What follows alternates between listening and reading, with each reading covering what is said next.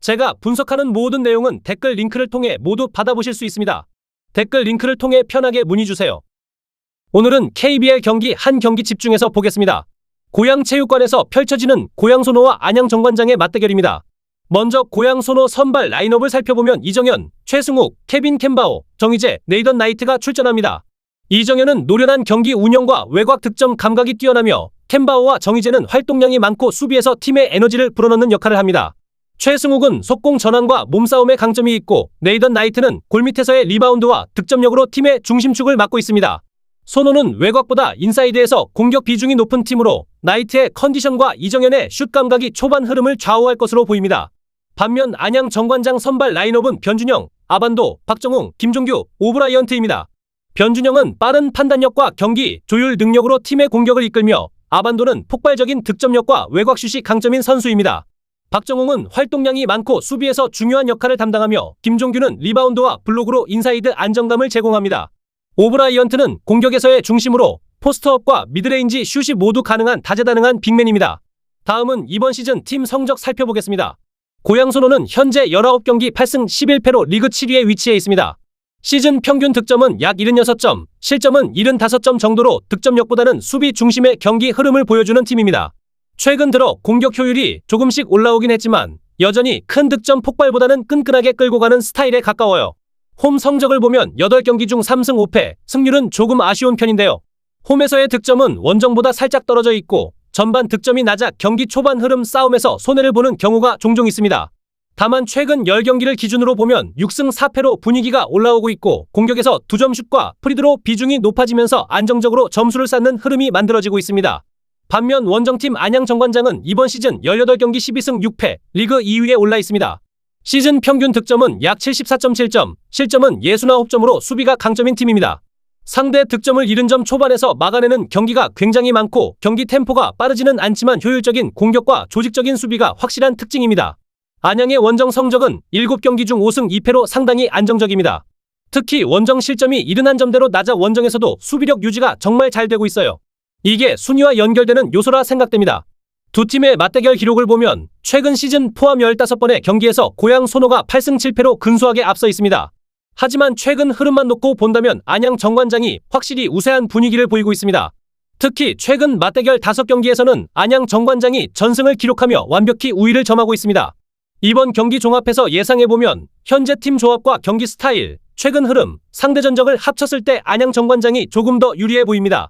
특히 원정에서도 흔들리지 않는 수비 구조가 이 경기에서도 중요한 역할을 할 가능성이 높습니다. 소노가 이기기 위해서는 2점슛 효율과 리바운드 싸움에서 확실히 앞서야 하는데 이 부분에서 정관장이 강점을 가지고 있어 힘들거라 예상됩니다. 토대장은 정관장 승 오버를 예측해봅니다. 이번에는 배구 경기입니다. 안산 상록수에서 열리는 OK저축은행과 KB손해보험의 맞대결이에요. 먼저 이번 시즌 성적부터 볼게요. OK저축은행은 이번 시즌 12경기 5승 7패, 세트 득실률은 0.893입니다. 홈에서는 3승 2패, 원정보다는 홈에서 조금 더 안정적인 경기력이 나오고 있습니다.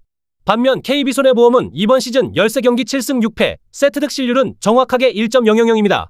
홈에서는 5승 2패로 강팀 면모를 보여줬지만 원정에서는 승률이 33%로 성적이 확 떨어진 특징이 있어요.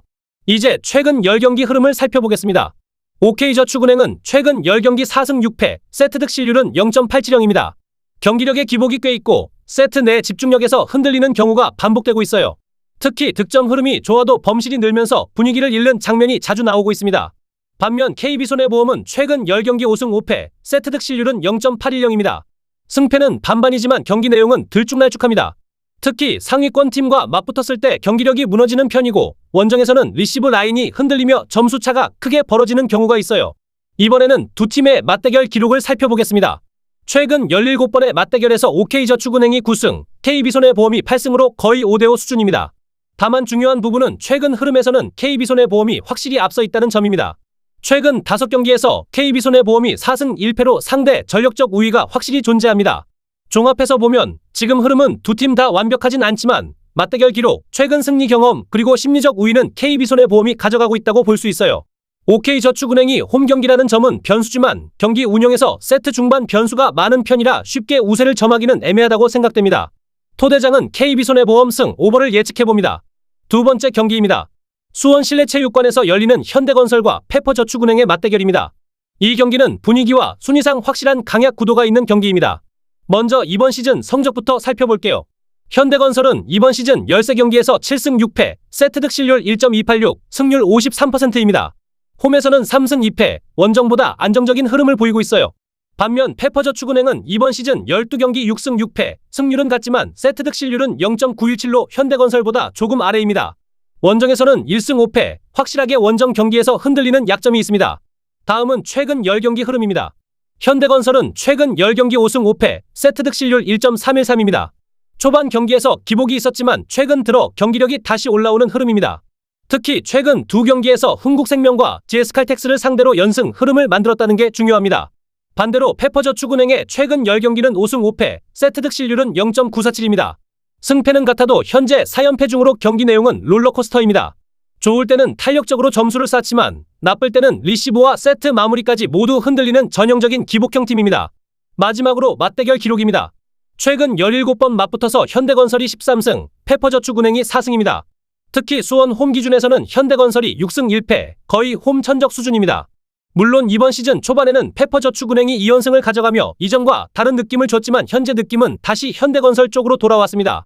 종합하면 이번 경기는 현대건설이 홈에서 경기 흐름을 주도할 가능성이 높습니다. 페퍼저축은행이 초반 분위기를 가져온다면 세트 하나는 만들 수 있지만 전체적인 안정감은 현대건설이 우위로 예상됩니다. 토대장은 현대건설 승 언더를 예측해봅니다. 여기까지 오늘 분석을 모두 마쳤습니다. 구독과 좋아요 잊지 마시고 내일도 더 정확한 분석으로 돌아오겠습니다. 감사합니다.